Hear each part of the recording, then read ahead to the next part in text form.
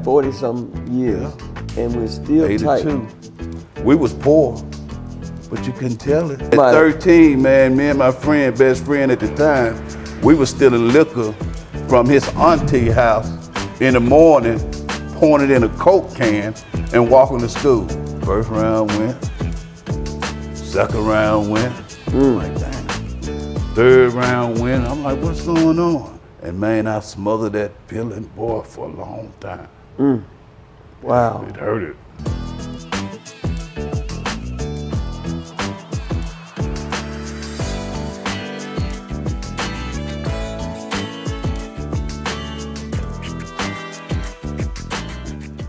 We want to welcome to the show Brother Carl McAfee. Welcome to the show. Glad to be here, brother. Man, thank you so much, man. Thank you very much, man. You It's know, a pleasure. It is falling on me man.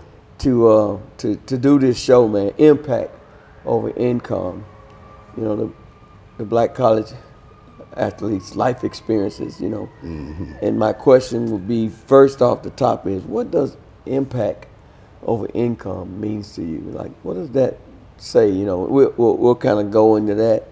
And then I'll say, you know, because I really want to address the black college athlete. What does that say to you when you think about the guys who've gone to the HBCUs, and you know, what does that say? Because I got this here pulled up about the All-Americans that have come through Tennessee State, and knowing that you are one of them, you know, what does that say about? You know, Ron, man, when you mention impact, and I have to stop right there because impact means the effect.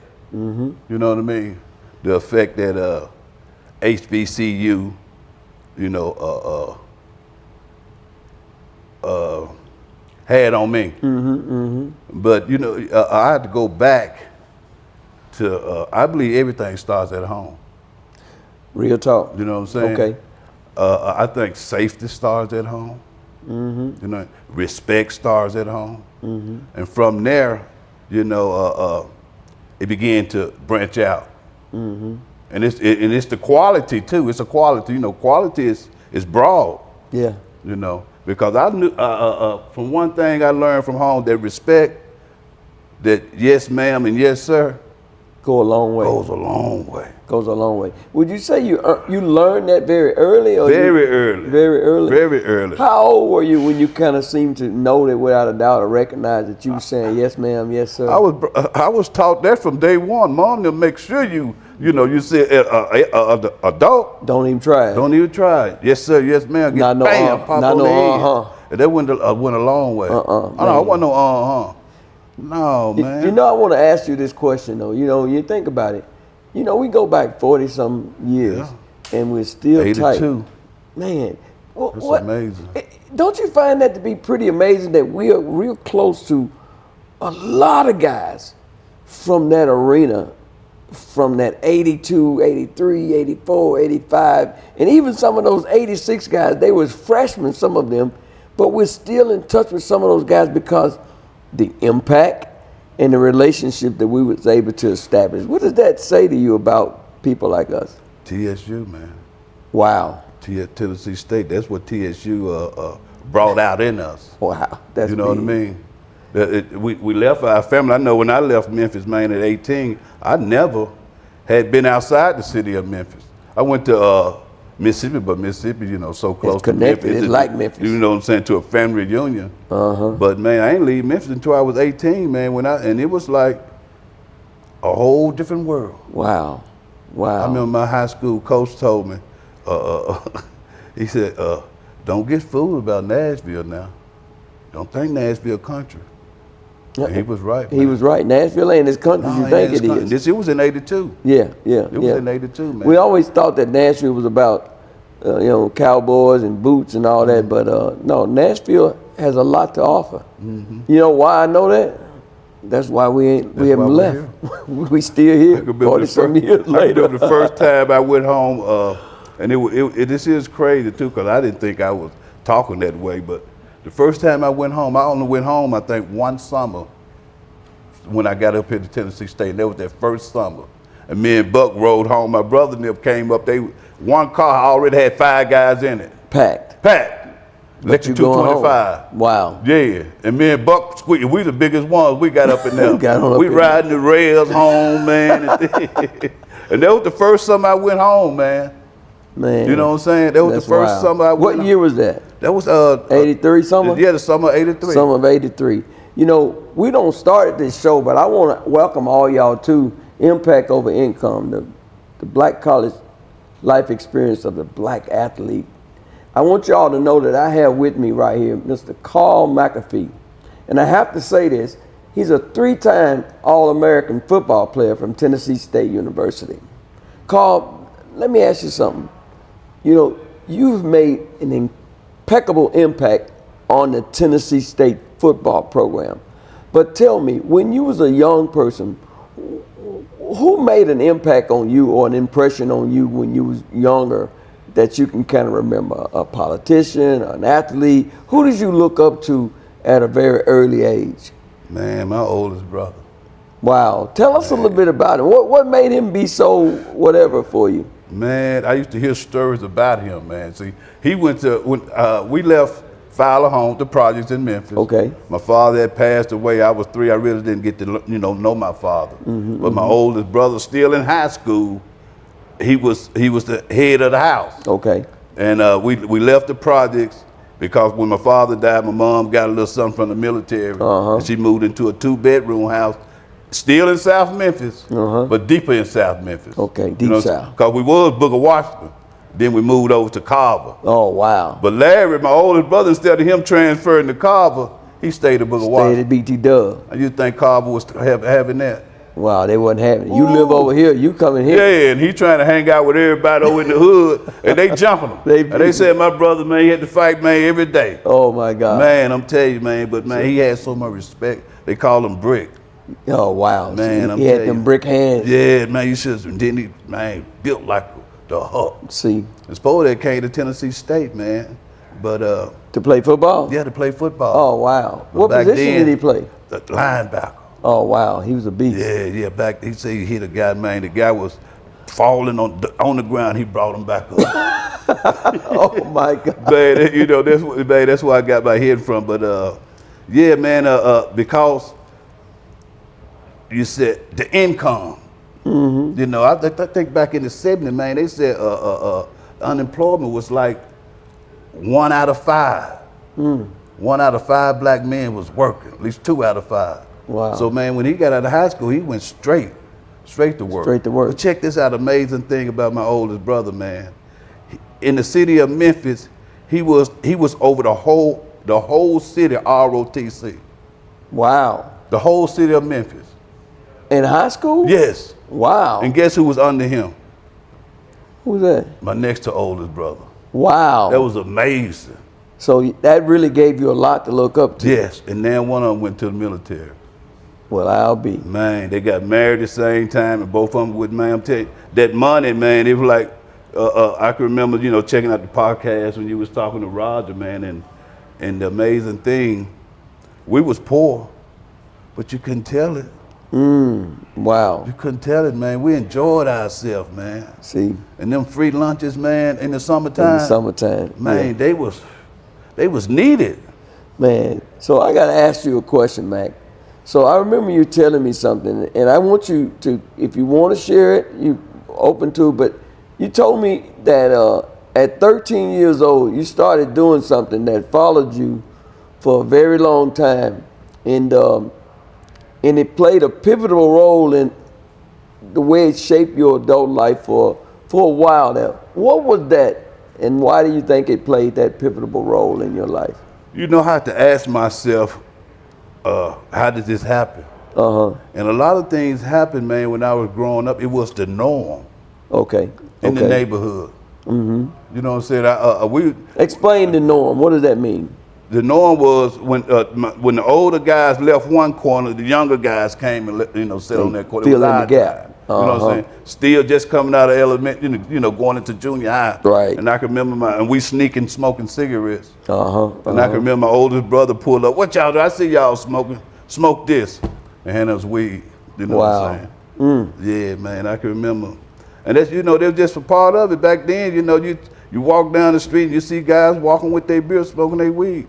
And I guess, I don't know if it was because of poverty or whatever the case may be, but that's how it was. So at 13 years old, you telling us that somebody... At 13, man, me and my friend, best friend at the time, we were stealing liquor from his auntie house in the morning, pouring it in a Coke can and walking to school. At 13? At 13.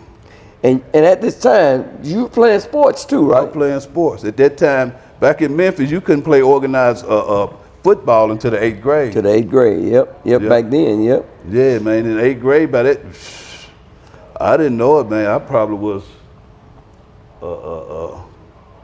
beyond repair. So you was drinking at 13 in the 8th grade. So I was drinking in the 7th grade.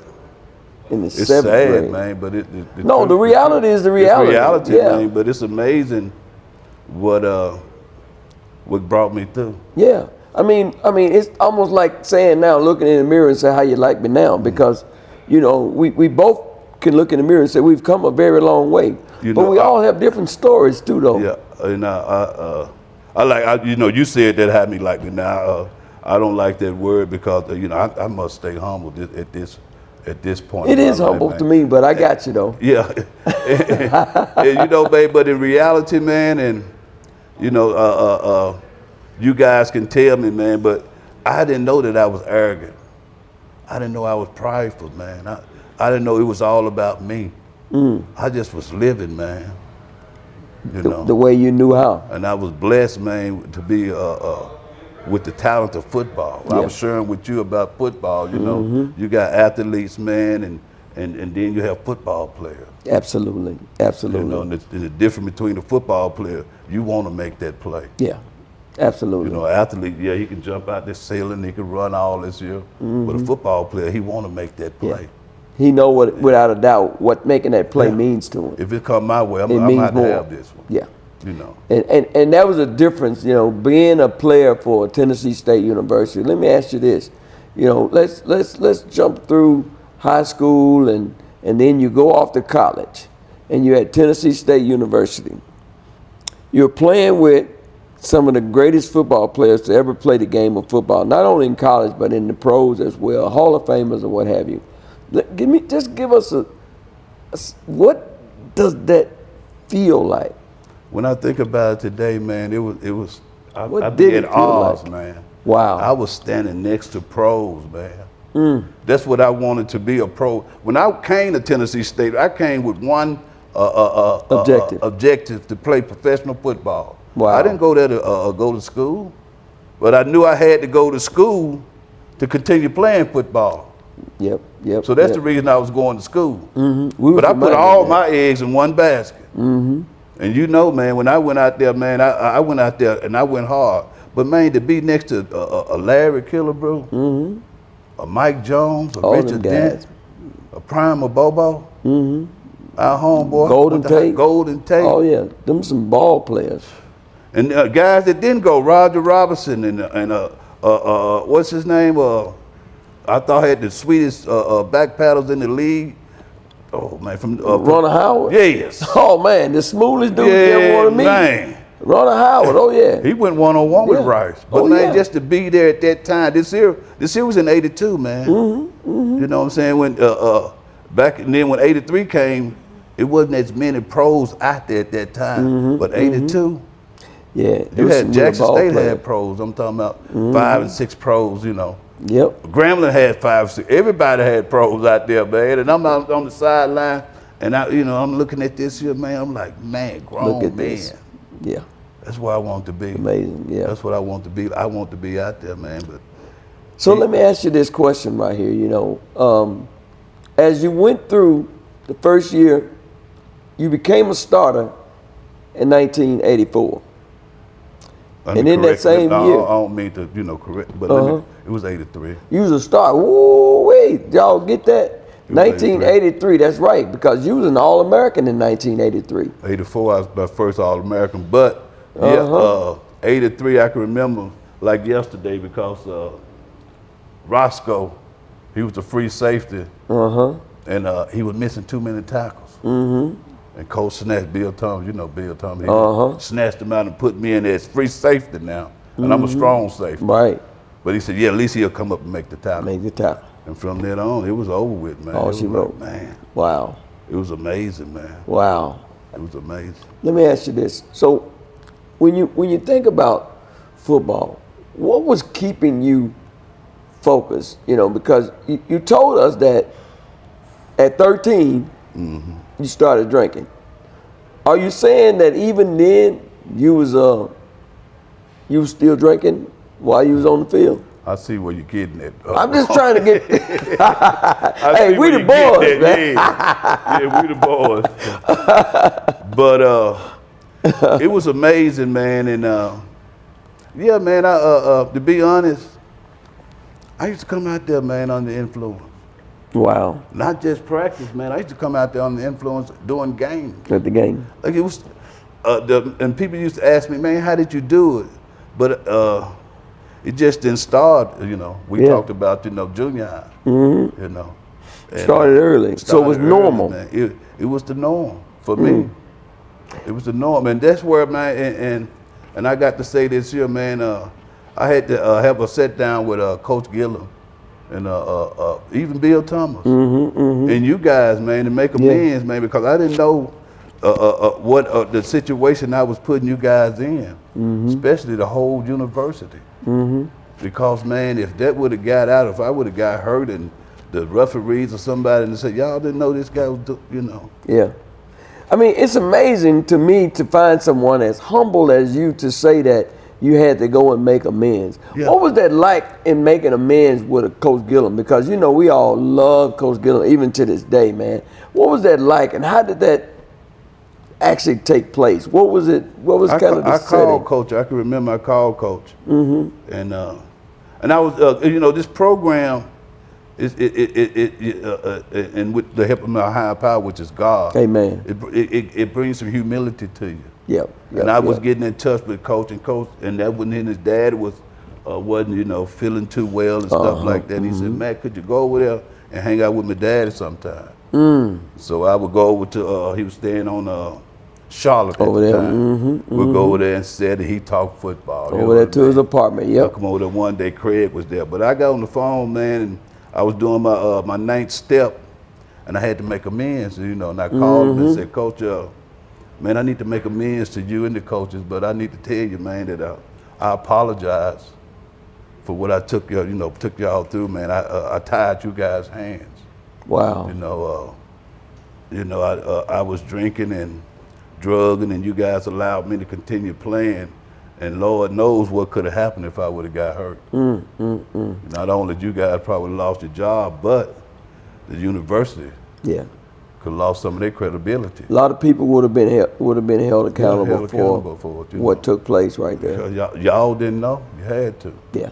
And the man replied, man, said, Mac, and we cried. Wow. That's deep. Yeah. Man, that's deep. The only thing I regretted was not putting you off the team. Wow, boy. I mean, when you think about that right there is deep.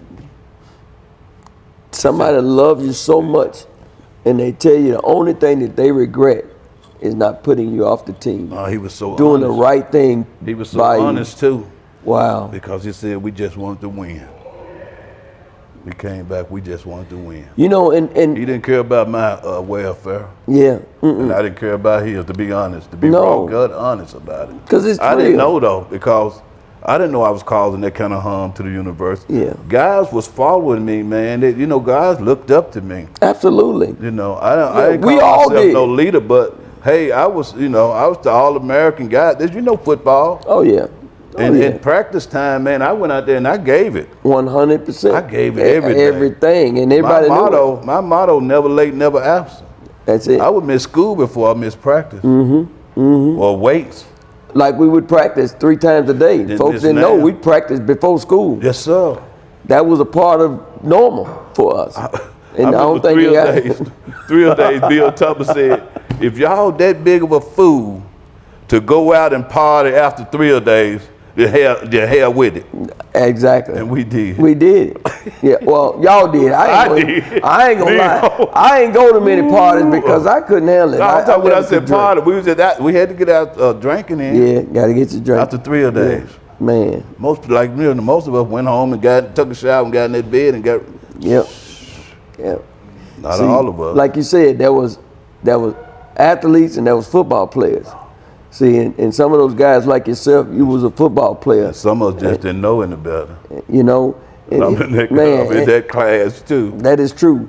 I want to ask you a question, that kind of leads into that.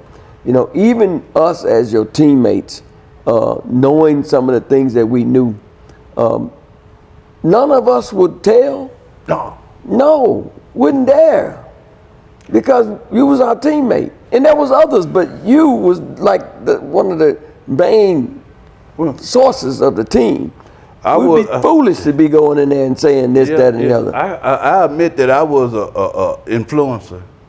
But run, and I ain't gonna call no names. I ain't no snitching. Right. But I had my homeboy and I had my partners. We all was out there, under the influence. Right. Coach come up in the huddle and said, "Damn, I can smell something." Hey. And he knew I was the crutch. McAfee.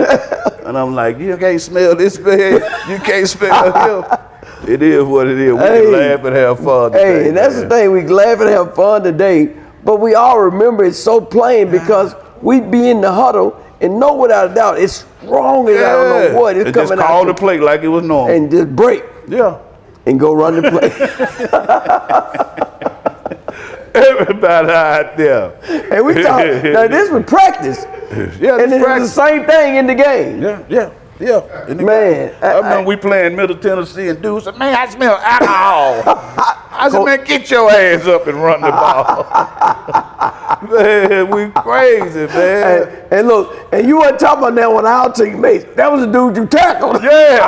Oh, that was the dude like tackled in Middle Tennessee. That probably was that running back dude. It was that running back you hit. I remember it. Joe, whatever his name. He was that star running back. Yeah, I remember that like yesterday. They wanted him to go to state, but he went to Middle Tennessee. They was over there complaining to the referee, talking about we had guys that was drunk. They've been drinking. They wanted to get us kicked out the game so bad for so many things.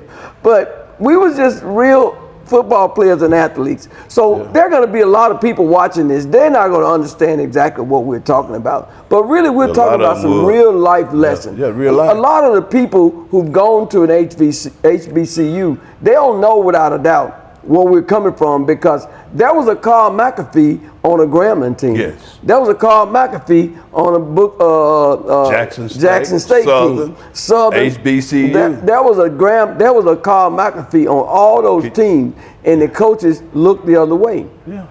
But here's the thing that's so amazing about it.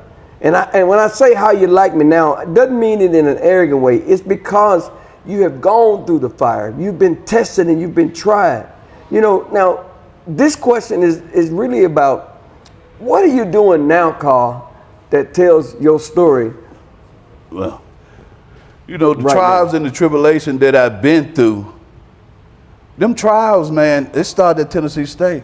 A lot of people didn't make it, man. That's so right. A lot of people didn't make that. What TSU brought us through. Man, you talked about it. Oh, yeah. And they wasn't changing for nobody because they had a winning solution. They had a recipe for this success. program works. Yep. So either you take it or leave it. Yep. But because of that there, man, I learned some survival skills.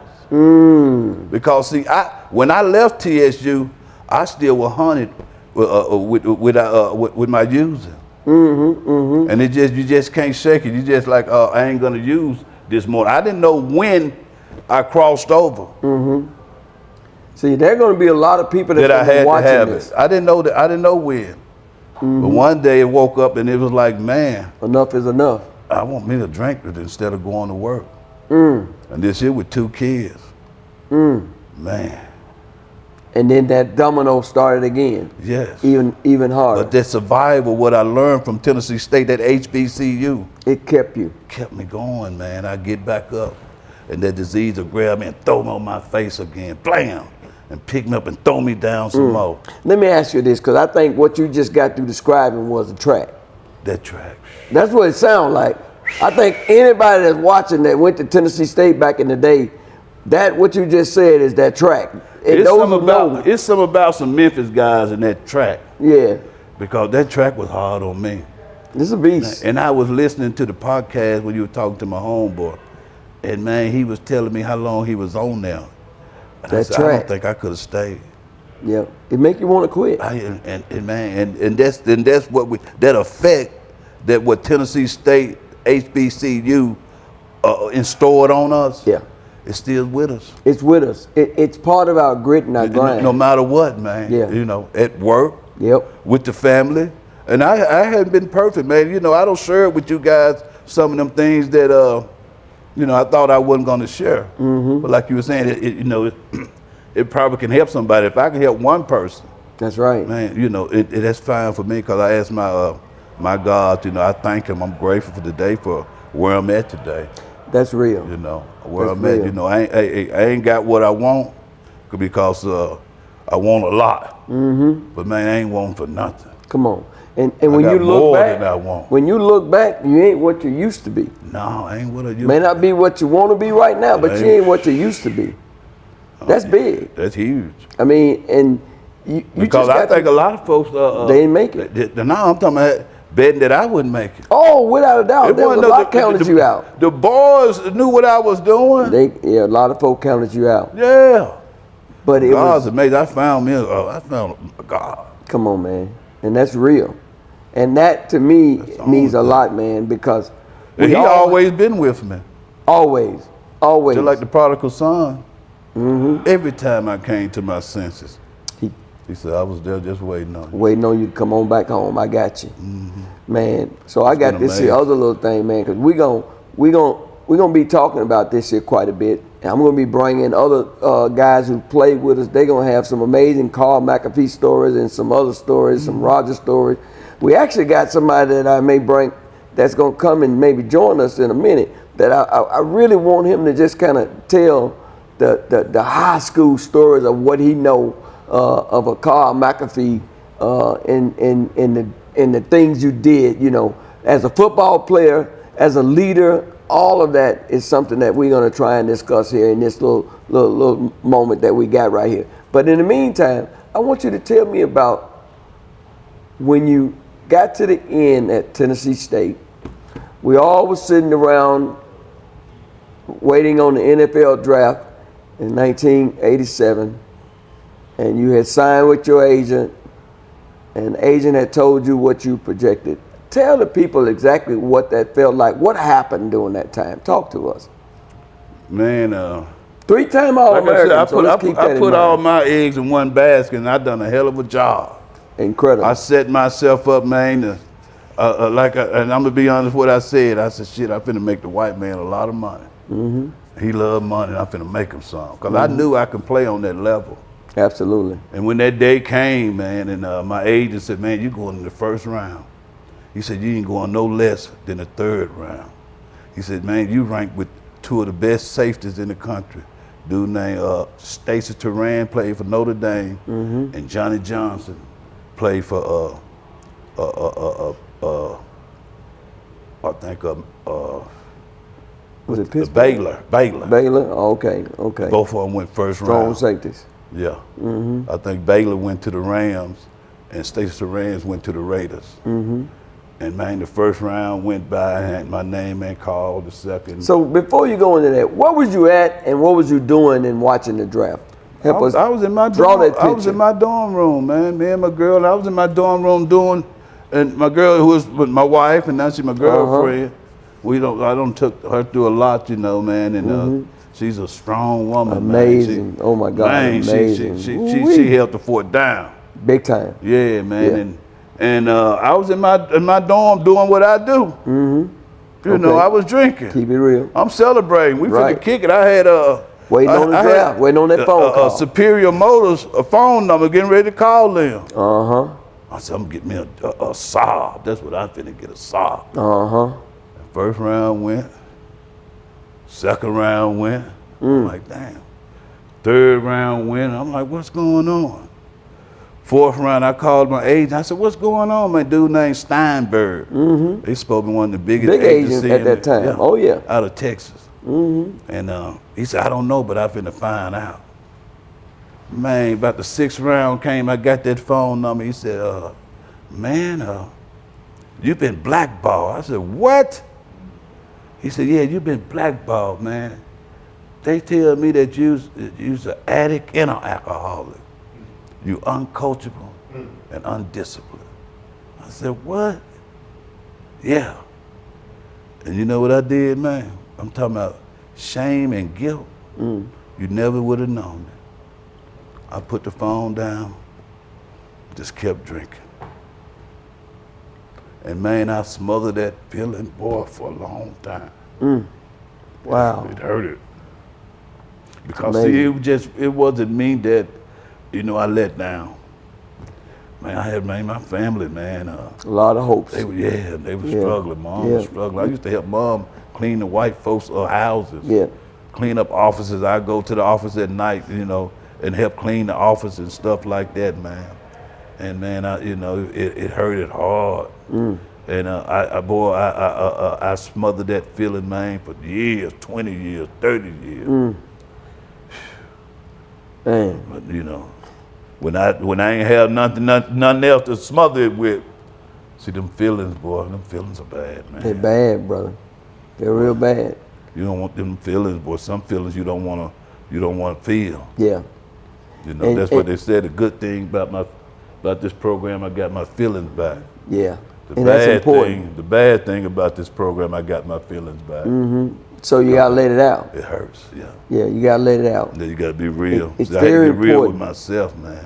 It's very important. I want to tell you a story about where I know without a doubt you made such an impact on my life, and it was when in 1985, when in spring game, and BT had told everybody, you know, got a clean slate in the DB space back there, and I'm looking for some starters back here. You know, we got two positions that's already guaranteed. McAfee and Rogers, their position is on lock. But everybody else, y'all got to compete. And I'll never forget it. He had about 5 or 6 guys. Them young guys, he had them playing in front of me, and we were scrimmaging. Hubba Bubba was running all over the place, man. And Doc Wayne came. I was crying, literally crying. I was ready to quit. Doc Wayne walked by and he said, "Spider-Man, what's going on, man?" I said, "Doc, you know, man, one of them boys ain't better than me at that free safety, man. You know that, Doc." And he said, "Look, Spider-Man, cream always rises to the top. When you get your chance, you got to take it." Next play, Coach Gillum told me to get in there. Hubba Bubba ran a sweep. I don't know if you remember this play, but I remember it like yesterday. You probably gonna remember. I hit Hubba Bubba and almost knocked him out over on the sideline. Bill Thomas stopped practice, called everybody in, and told Coach Gillum, "I don't care what you do, but I want that little MF in the doggone every MF play." From that day forward, I was a starter. That's right. I'll never forget it. And the thing is, I always felt like I should have been there, but I had to wait my turn. You know, I wasn't a Carl McAfee, and I ain't ashamed to say that. And that's what I love about you, man. You're so humble about it, because you was one of the most amazing football players I believe personally Tennessee State has ever had. And I say that for the record. I believe one of the best Tennessee State has ever had. And there may be some challenges, but however, you know, I didn't see 3-time All-American when I looked through the history of TSU with none of the guys that I got to look at. I didn't see I didn't see no 3 times. I saw All-Americans twice. I saw All-Americans, but I didn't see 3 times back to back All-American. However, I said all that to say in 1985, you know, we knew that we didn't have the greatest offense, but we had the #1 defense coming into that year. Ain't no doubt. And my mom got a chance to come see me play, and I'm going somewhere with I you. know you are. And you guys, man, this is what I love about our experience. You guys allowed me to be a part of something so incredible. My mom came to see me play, and we were playing North Carolina A&T in the hole. I will never forget it as long as I live. and I don't got 2 interceptions or maybe even 3. I don't even know, but I balled out that game. And the next day, you know, I'm telling my mom, you know, next year when I get drafted into the NFL, I'm gonna get you a house. We're gonna get up out the projects. That's what we're gonna do. That's man, what we did. That's what we did with Mom. Yes, man.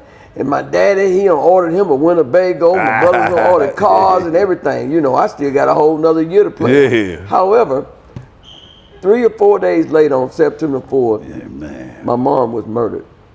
And Bill Thomas came to get me off the field that day and told me to come to his office. I'm thinking that I was going to be interviewed again by the news. But what I'm getting at is how you guys just stuck with me.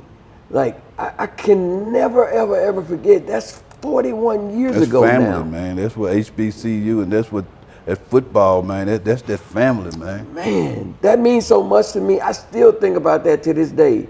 Roger Holmes, my best friend, this man lifted me up. This man walked around with me around King Hall for almost 30 minutes while I just cried in his arms.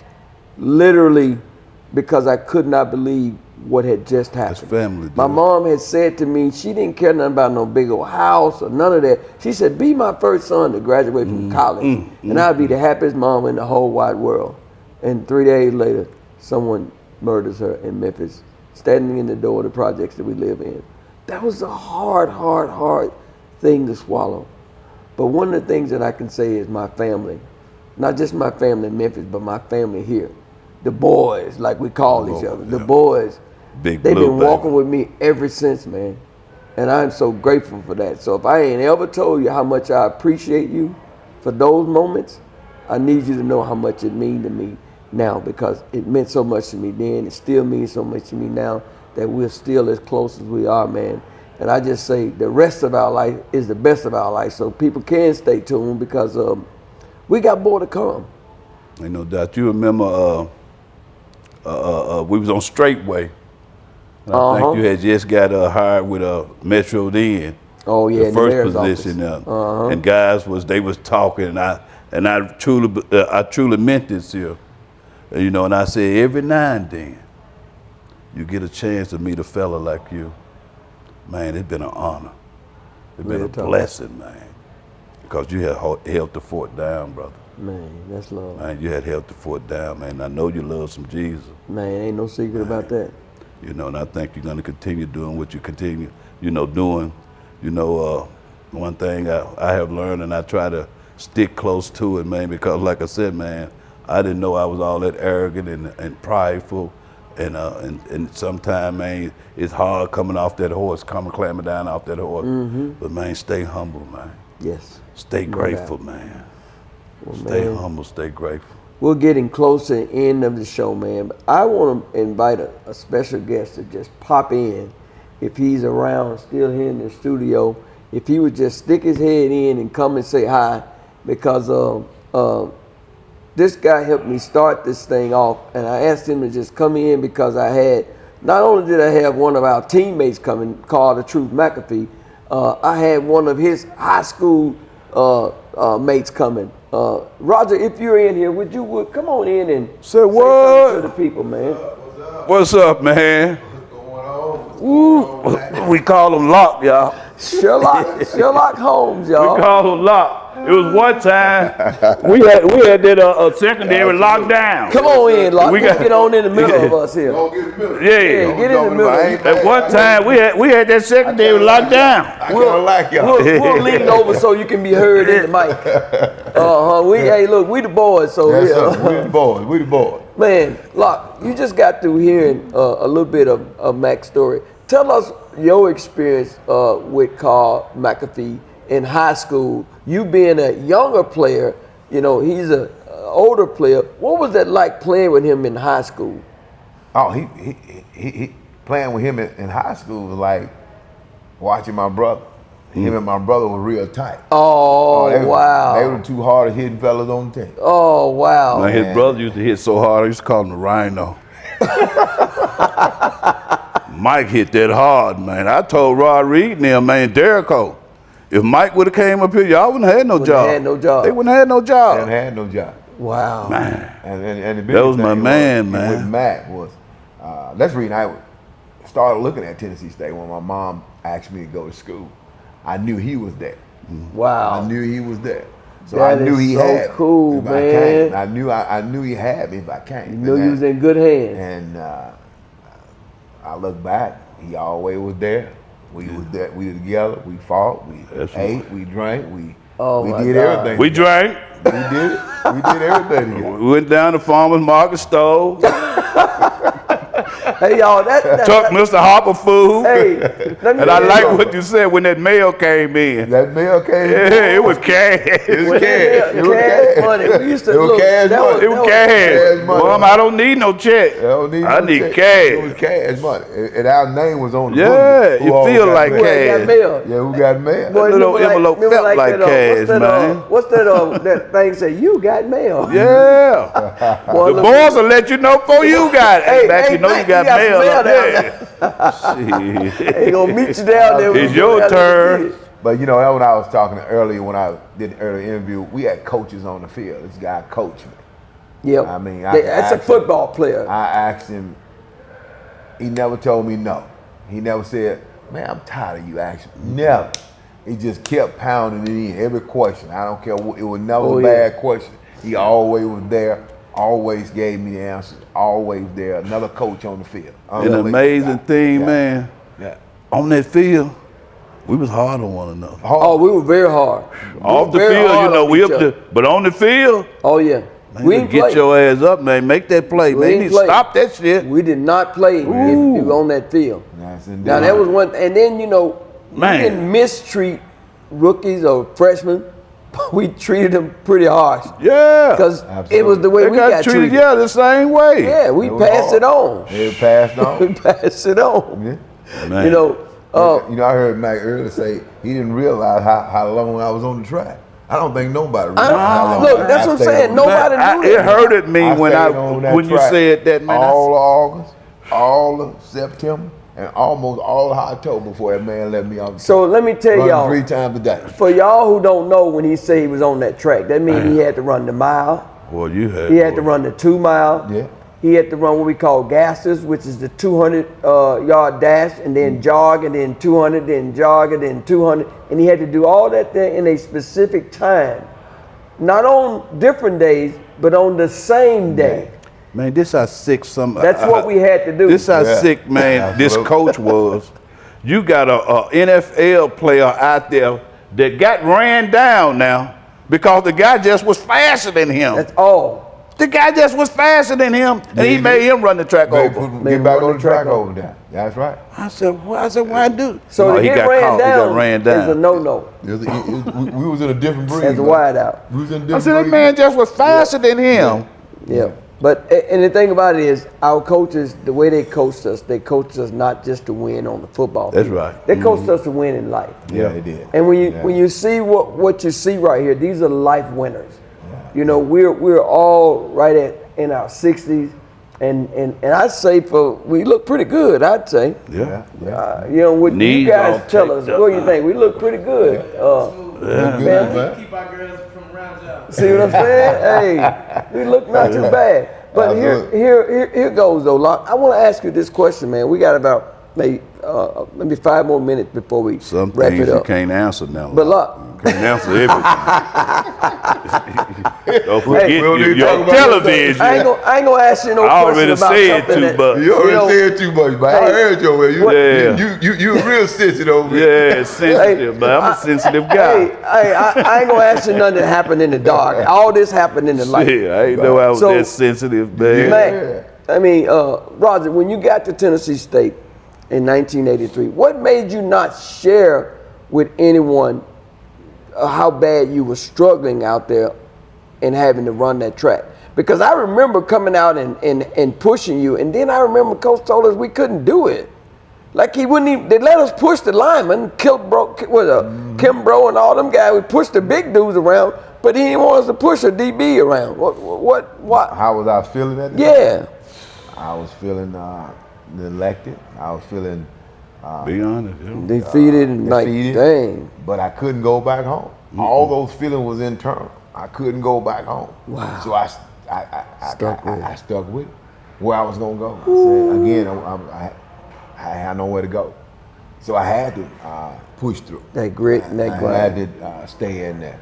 And then I had Mac up there. I think about him all the time. Man, such an influence. And I had to make the track. Yeah, such an influence. I don't mean to cut you off, but I know this guy, man. This guy told me that he came up there and went to running that track. His dad had brought him now. No, I ain't talking about you. I'm talking, this is another guy just like us.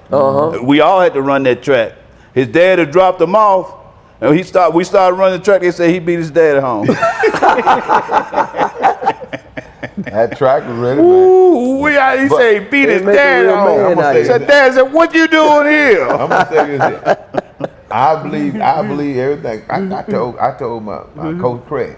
I said, Craig, your dad was trying to run me off. Yeah, he was trying to run you off. I want to say that, but yeah. And I wasn't gonna quit. Yep. He tried to run you off. He was trying to run me off. I know I made my time. Man. He was trying to run me off. You were from Carver High School? I had that drive. Bobo already just took all the clothes off and threw it in his face. Yeah. Yep. Oh, primers. Yeah, Bobo walked off the field, man, in his jogging strap. Yep. Yeah. Hey, man, let me ask y'all this. And this is one I want us, we'll close on this statement right here. I want to ask y'all, man. I shouldn't have said What does... Yeah, I know. Yeah. What does... Hey, it's part of our truth, man. Yeah. What does Craig Gillum mean to you when you hear that name? And I'll start with you, Mac, and I'll come back to you, Locke, and then I'll close it out on Craig Gillum. Man, Craig was a lifesaver, man. And you know, Bill Thomas, he was a authoritarian. And man, I would run through brick walls for him. For him, yeah. He just wanted you to make a play. But Craig got out there and taught you. Yeah. Taught you, life skills, man, from the football field. You know what I mean? Yeah. He was a one-on-one guy, man. He like they say, he was a player coach, man. Yep. And you could talk to him. You know what I mean? Coach, this is what I'm going through today, man. Yep. I love me some Craig, man. No doubt. I love me some Coach Craig, man. He Coach Craig to me, man. Coach Gillum, whatever you want to call him, but yeah. Locke, He's the real deal. He's the real deal. Locke, tell us when you hear Craig Gillum. I can echo everything Mac just said. I always say Craig was that guy. Mm-hmm. He was that guy. He was a player coach. Mm-hmm. He was a father. He was a influencer. He was a decision maker for us. He helped us make good decisions that we needed to make them, and then guided us to the right people that keep us in school. Yep. He did everything he needed to do, and we would run through the wall for him. Do anything. Anything for him. I never had a coach that Let you have fun out there too. Yes. And you have fun. Yeah. That's the thing, And man. he gave us a lot of leeway Yeah, on yeah. He taught us the game. Right. He said, I trusted you guys enough to change some plays on your Yes, own sir. because I knew you guys knew what Yes. y'all wanted to do. Wasn't that cool? So he didn't get upset because we changed. Yep. We changed a lot. We changed a lot of plays, y'all. Yes, sir. I remember Blitzing. McAfee. Oh, Mac. Oh, God. And this dude Oh, here, God. We used to call a thing called I'm gone. And I'm Yeah. looking at him. And he was the shutdown corner. What y'all mean y'all You gone? on your own. What you mean? Coach didn't call that. You on your own. Yeah, we have to leave him You thought we was in zone? island by himself. No, man, you gone, man. You on your own. Boy, that you got. But he used to hold it down, though. Oh, man. Boy, that's Number when 35 used to hold it down. That's when you turn around, you turn away from it. And look, Yep. I'm finna focus on this guy now. And here's this when I tell Mac, I got you. Yeah. Welch, I got you. Roger, I'm gone. Yeah, right. I'm the free safety, so I had to make sure. But I want us to share about Craig because I want to say this here, and I want the world to know this about Craig Gillum. Yeah. Craig Gillum was a father figure to a lot of young men that played for Tennessee State University that did not have a father all of their lives until they got to college, and they felt like they had a father, a friend, and a coach, and someone that understood everything that they was going through.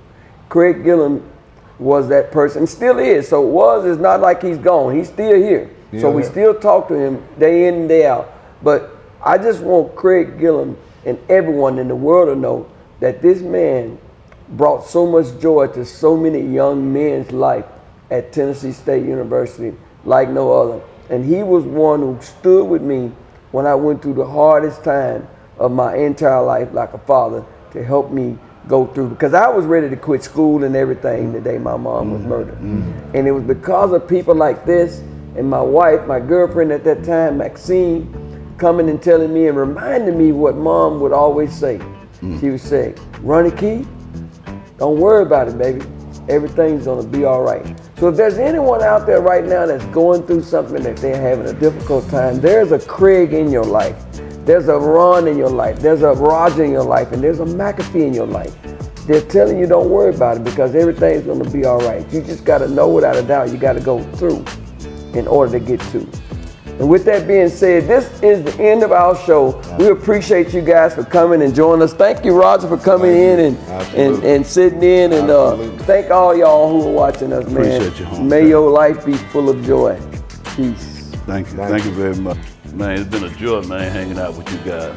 I appreciate you, young man. Yes, sir. I know What do you gonna think? get that sensitive, man. Oh, man, I ain't know, man. I'm sensitive as hell these days. You man. goddamn sensitive, man. Man, I be crying and things, You be man. crying and shit, man. What's going on with you, Stop man? that shit, You got man. no crying Y'all and shit, think I'm man. weak or You something got weak, around here. goddamn, man. Don't think I'm weak now. That damn Don't let camera- them little tears get your ass in trouble. Look at the cameraman. He's got Yeah, I did. Yeah. Hey, you know, you gonna have to edit some of that stuff, bro. Yeah. It's too real. Don't let your equipment come up stolen. Hey, homeboy said we got to. We loud. We need that realness, don't we? Don't you think? We need that realness.